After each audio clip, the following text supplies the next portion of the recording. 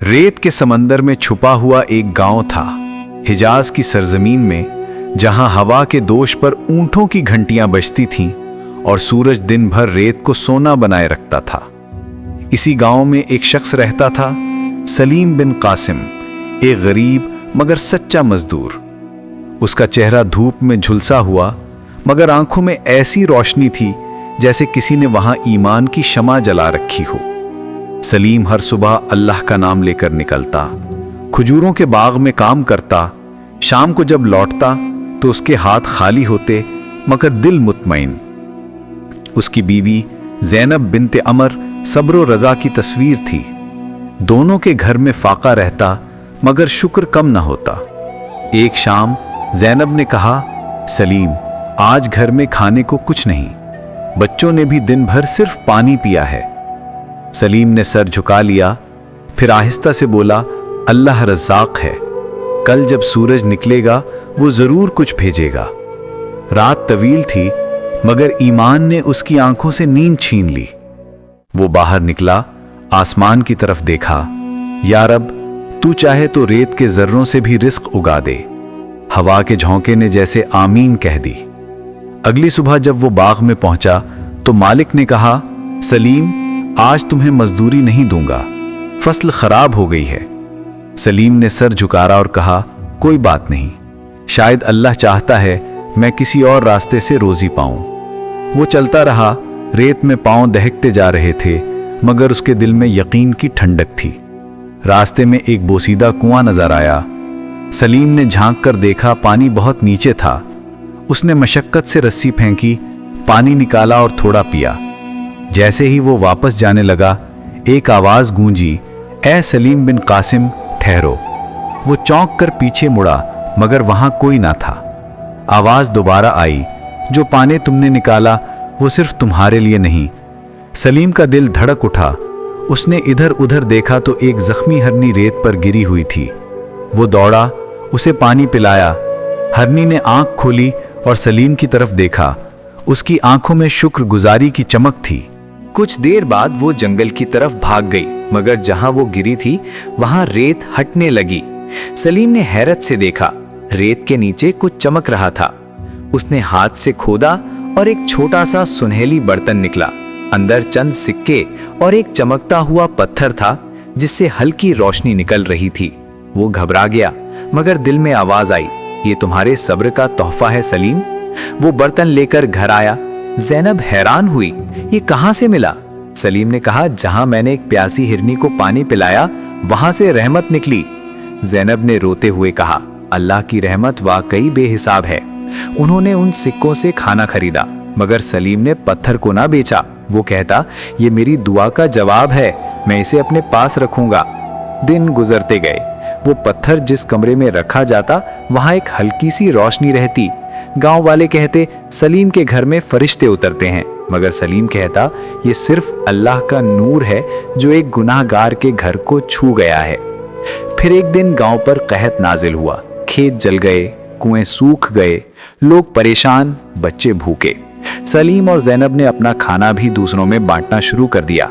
ज़ैनब कहती, हमारे पास तो थोड़ा सा है मगर जो बांटने वाला होता है उसका पेट कभी खाली नहीं रहता। एक रात जब गांव के सब चिराग बुझ गए तो सलीम ने देखा कि उसके पत्थर से रोशनी तेज होने लगी। वो उठा, उसे हाथों में लिया और दुआ की, या अल्लाह, ये रोशनी मेरे गांव की भूख मिटा दे। अचानक आसमान पर बादल छा गए, बिजली कड़की और जोरदार बारिश बरसने लगी। जमीन तर हो गई, कुएं भर गए और सबके चेहरे चमक उठे।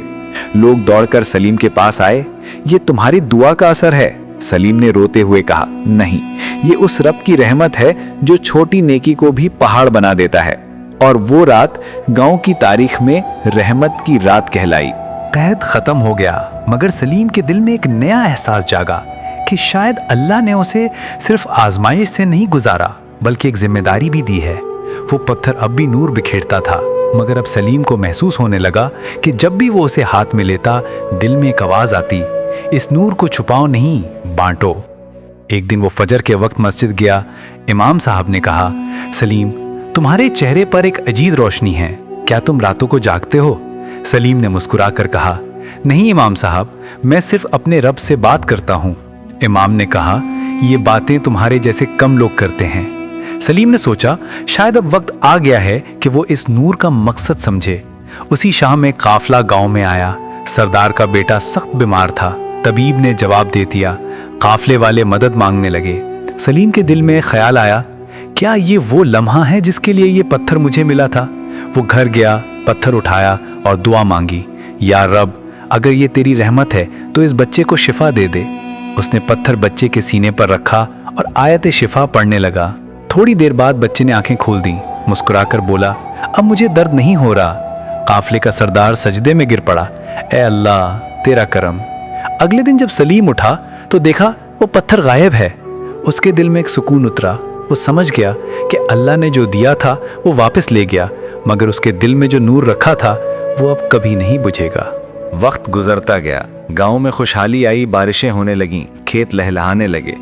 लोग सलीम को नूर वाला कहने लगे, मगर वो कहता, नूर मेरा नहीं, उसका है जो मुझसे बात करता है खामोशी में। एक दिन कई साल बाद जब सलीम बूढ़ा हो गया, वो मस्जिद के सहन में बैठा था। एक नौजवान आया और बोला, बाबा, मैं वो बच्चे का बेटा हूँ जिसे आपने शिफा दी थी। मेरे वालिद ने मरते वक्त कहा कि मैं आपके पास आऊँ। सलीम ने आंखों में नमी लिए कहा, बेटा, अल्लाह की रहमत ने तुम्हें मेरे पास भेजा, क्या चाहते हो? नौजवान ने कहा, मेरे वालिद ने कहा जब दिल में अंधेरा महसूस हो तो उस शख्स के पास जाना जिसके दिल में अल्लाह का नूर रखा गया था। सलीम ने मुस्कुराकर कहा, बेटा, वो नूर अब पत्थर में नहीं, तुम्हारी ईमान में है। उसने कुरान उठाया और आयत नूर पढ़ी, अल्लाहु नूरुस समावाति वल अर्द, यानी अल्लाह आसमानों और ज़मीन का नूर है। उसके चेहरे से एक हल्की रोशनी फूटी, जैसे वो पत्थर फिर से जिंदा हो गया हो। नौजवान हैरान हुआ, बाबा, ये रोशनी? सलीम ने कहा, ये ईमान की रोशनी है बेटा। जब बंदा अल्लाह पर यकीन रखता है तो रब उसके दिल में अपनी रहमत की चिंगारी रख देता है। थोड़ी देर बाद सलीम ने आसमान की तरफ देखा, लबों पर मुस्कुराहट आई और उसकी रूह ऐसे निकली जैसे शम्मा के शोले से एक नरम धुआं। गांव में अगली सुबह लोग कहने लगे, आज फजर की अजान के साथ एक खुशबू फैली थी, शायद अल्लाह का दोस्त अपने रब से जा मिला। उसके घर में रखा खाली बर्तन जिसमें वो पत्थर था अब भी हल्की रोशनी देता था। ज़ैनब ने उस पर हाथ रखा, आंखों में आंसू थे। ये सलीम का नहीं, अल्लाह की रहमत का निशान है। सालों बाद जब लोग इस गांव से गुजरते तो कहते, ये वो जगह है जहां अल्लाह ने अपनी रहमत जाहिर की, एक खाकी बंदे के हाथों। और यूं सलीम बिन कासिम का किस्सा अरब के रेगिस्तानों में एक मिसाल बन गया कि अल्लाह जब चाहे एक कतरा सब्र से पूरी उम्मत को सहराब कर देता है।